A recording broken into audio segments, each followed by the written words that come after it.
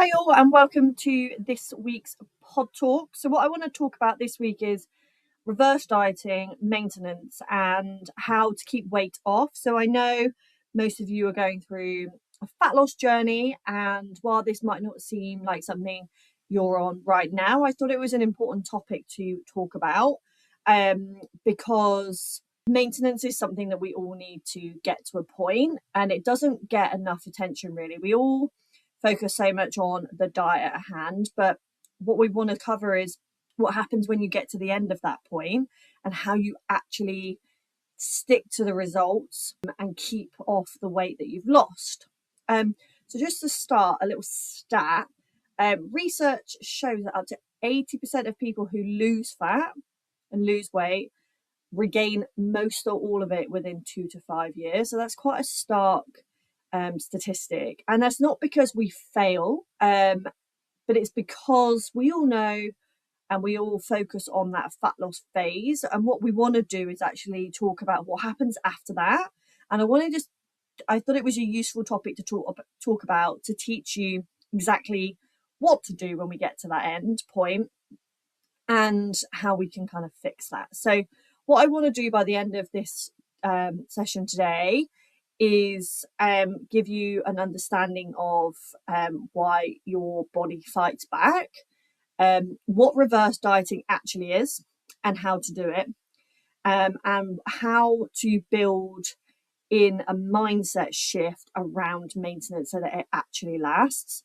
And just to give you a few practical strategies for when we get to the point where you're ready and you've hit your goals, we can keep that weight off and make it sustainable. So this is kind of future-proofing you for this week. So first thing to talk about is the metabolic adaptation problem. And what I want to do to just kind of get a bit of science out of the way is talk about a bit of biology. Because when we understand our bodies and how they work, it kind of can help us change that mindset. So when we're in a calorie deficit, which most of you are right now, what we're doing is we are eating less than our body burns. So what that then does, though, is our metabolism adapts to that. Our metabolism can slow down, and this is what we call the metabolic adaptation. So it's essentially our body's survival mechanism, and obviously our bodies need fuel to survive, and when we're eating less than we burn, we go into that fat loss phase, but our bodies then do adapt to that, which is why we have to gradually bring the calories down.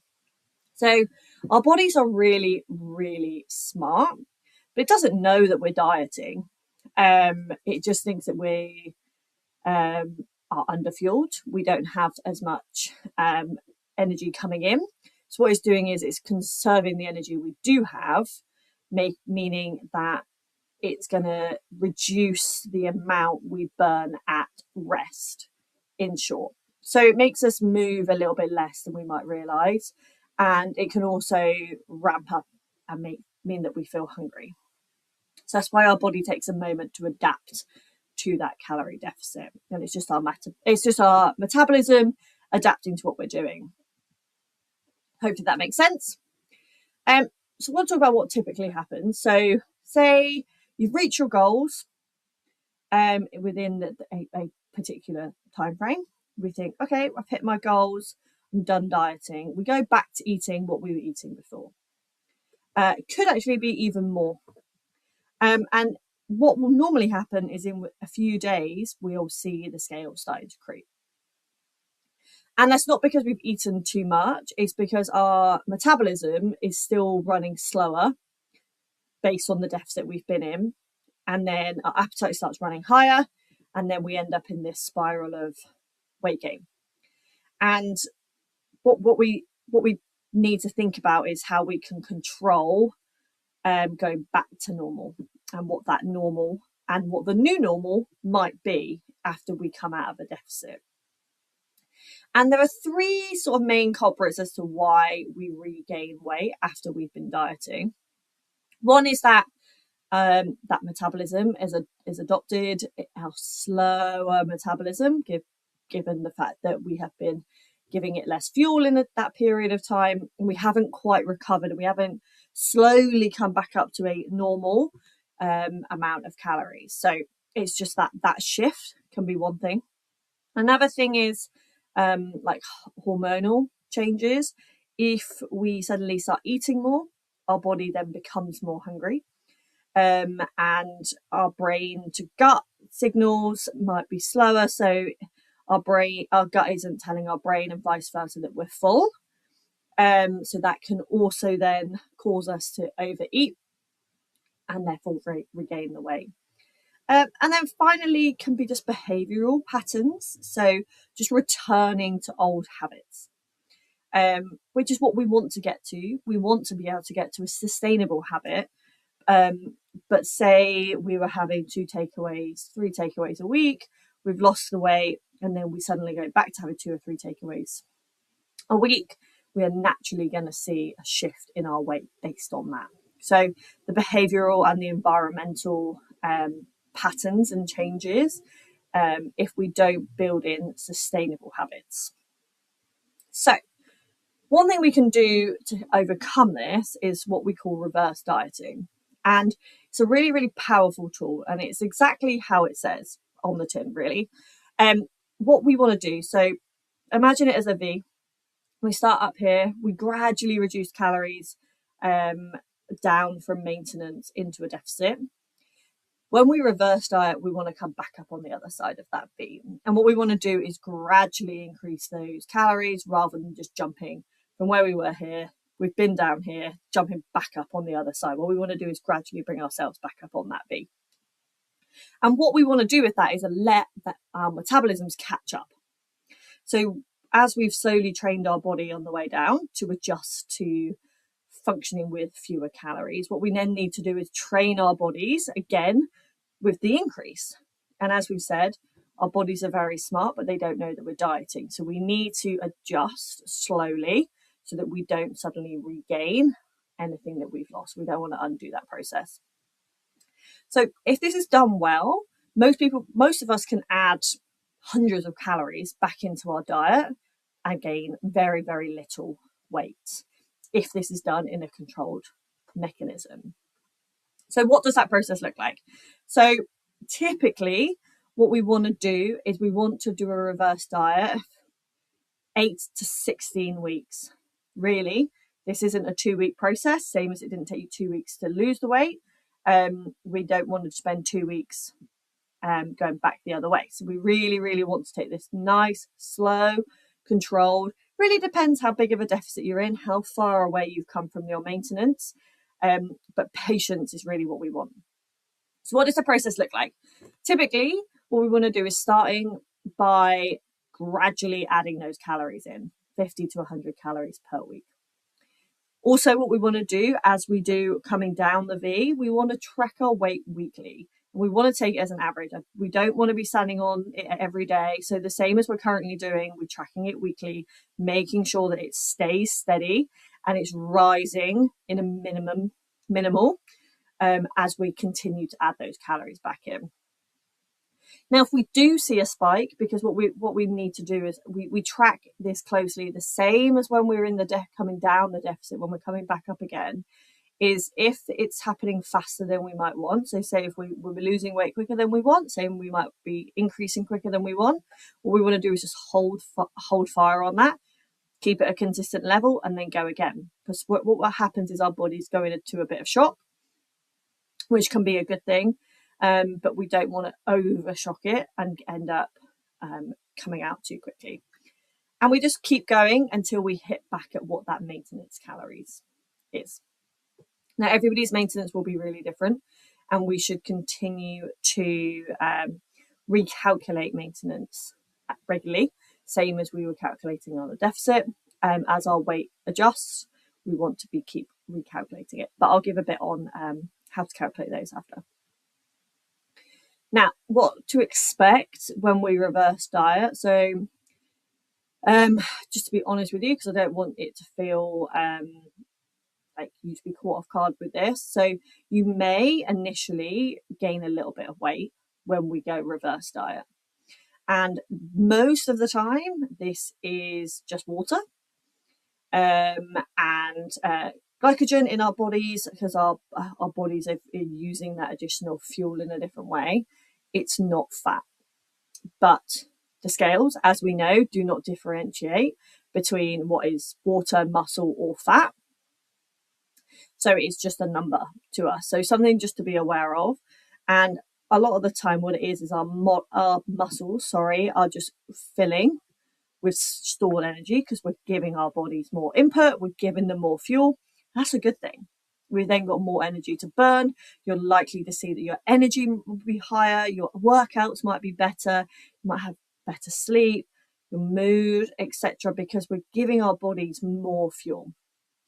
And actually, if we're in a chronic diet for a long time and we're in that big deficit for too long, it actually becomes really, really exhausting on our bodies. So reverse dieting can sort of be a breather for our bodies to sort of adjust and reset. And then if we needed to, you'd go again. So like the scales are likely to move. I want to just be completely open and transparent about that. It's not necessarily a bad thing. It's not fat. It is just our body holding on to that fuel in a different way. Okay, so I want to talk about mindset for a second, because one thing that, as we know, determines us to be successful, and the strategy we really need to get in place, as with everything that I like to talk about, is our mindset around dieting versus workouts and our habits, etc. Is the mindset around maintenance. Now, getting back to maintenance doesn't mean it's the end of the journey. It's not, yes, you've lost your weight, you've lost the fat, you've dropped X, this is the consolation prize, you have to get back to maintenance. Maintenance is the goal. Maintenance from the off should be what we're all striving to get to.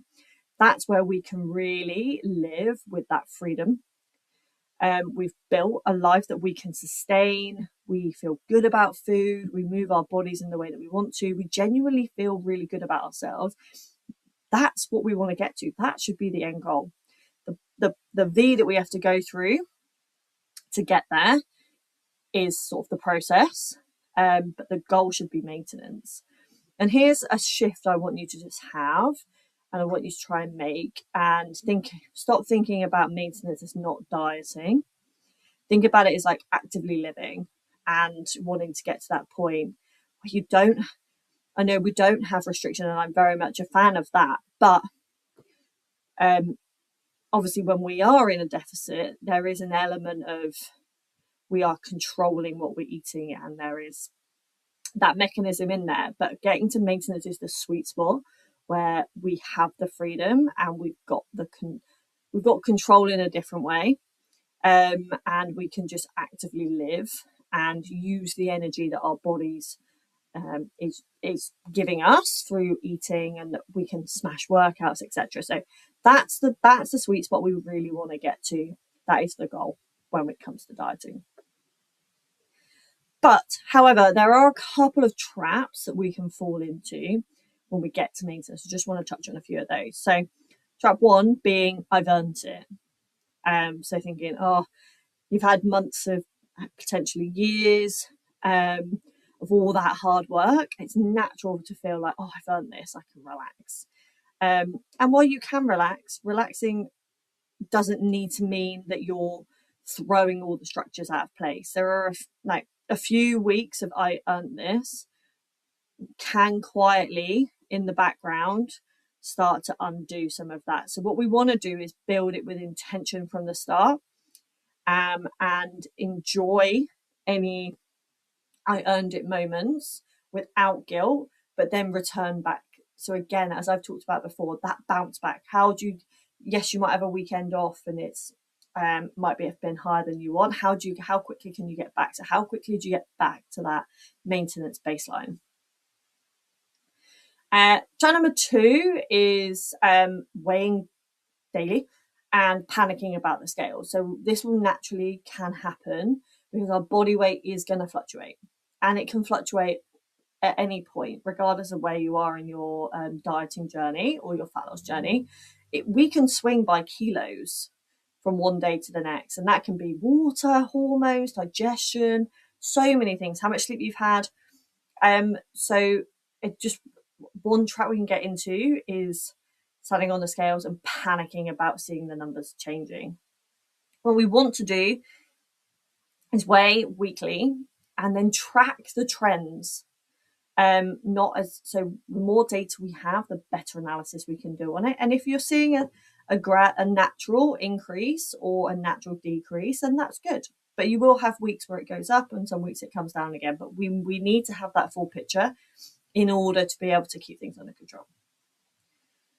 And then the final sort of trap, no surprises that I wanted to bring this in here, but is that all or nothing thinking? So thinking that you've had one bad weekend, one bad week, you've been on holiday, you've had a really shit week at work and you've been emotionally eating and thinking that the diet is ruined.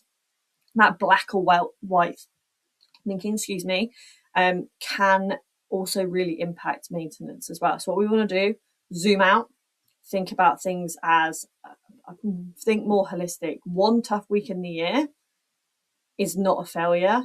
It's about how we are being consistent that really, really matters. So now just to touch on a few practical strategies that we can put in place for long-term success. So first is to find the maintenance calories. Know that number, understand it, hold on to it so that you can hold on to that steady increase. This is really, really individual. There is a calculation that I can share for anybody that wants to calculate this. But this is individual and it will change. So like I said earlier, we need to recalculate this because as our weight changes, so does everything else. It knocks on impact. So also the amount of activity we're doing. If we suddenly increase or decrease the amount of activity, we need to recalculate. Calculation is the same. We just plug in the different numbers. Okay. So this is important to understand. Point number one.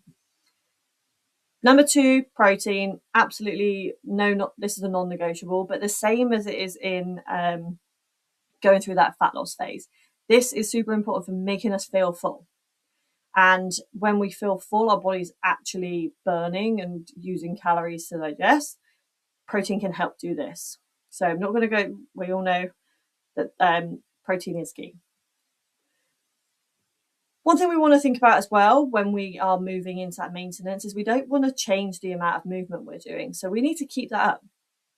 Keep moving, keep doing the strength training. Our bodies do adapt in that sense as well. So what we want to do is build sustainable habits through the fat loss phase. So that when we hit maintenance, the gym and running and whatever else other movement we do, the walks, all just become, it's a habit. We just do it. So we really need to make sure that we do keep moving, especially in maintenance. And then finally is just, not finally, this is the penultimate one. Manage your environment, okay? So willpower will fluctuate, as we all know, but the environment we're in is something we can control, and long-term success with maintenance doesn't rely on our motivation, right? We need to make healthy choices, and if we can make healthy choices easily, then we are more likely to do them. So create an environment that works for you. What environment did you have during fat loss? Keep it. There's no need to change any of that. Plan ahead for social events. Don't have snacky foods in the house if that's something that you're gonna get back into. Batch cooking, having high protein snacks available. What does that meal plan look like? Having all of these strategies in place can be really, really beneficial and help you with that maintenance. Final one to call out as well is just around tracking and keeping an eye on our calories. Doesn't have to be forever. And it shouldn't be forever is more important. But what we want to do is we want to have that system in place, even if it's a loose one, so that it can help us improve that long-term outcome. So what we want to do is focus on a couple of things that you might want to do. So do you just track your protein and keep an eye on that as a volume? Are you still doing photos and measurements? Are you still doing weekly check-ins? These are all things that we can put in place through a maintenance and through coming back out of that V to really, really help keep on track. So just to bring all of this together, just want to kind of give a bit of a recap. So why weight gain happens, and it's not a failure, and it is to do with biology, and it happens. But one strategy we can put in place is reverse dieting, which is strategic.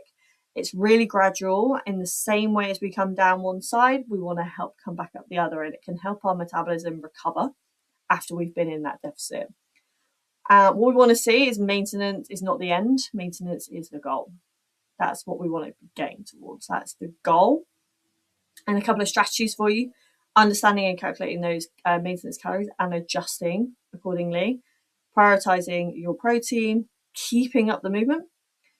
We don't want to see any changes. And actually, when we come through maintenance, you are likely to see that you've got more energy. So you may even have improved performance in those sessions. So even more reason to keep them up. Looking at the environment that we're in, making sure that it is adaptable and sustainable for that maintenance. And then thinking about how you actually want to track, be flexible with it.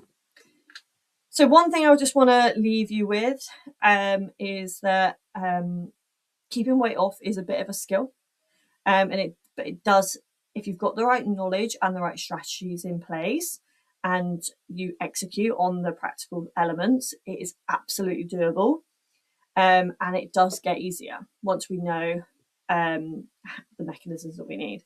And as we all know, the hill I will die on, it's not about being perfect. And it's not about the amount of willpower you have. It's simply having the systems and the structure and being consistent, not punishing yourself. That is where sustainability is going to happen. And that's where you can get to that maintenance. So most of you will go through this process. So I thought it was just important to call it out specifically. And when we get to that point on your journey, then we can revisit this and make sure that you all have the strategies in place. But this is exactly what we're building. We want to get ahead of that curve. We want to plan how we're coming back out of that V. But I hope this has been a useful topic, everyone. And I look forward to catching you on the next one. Speak to you soon. Bye.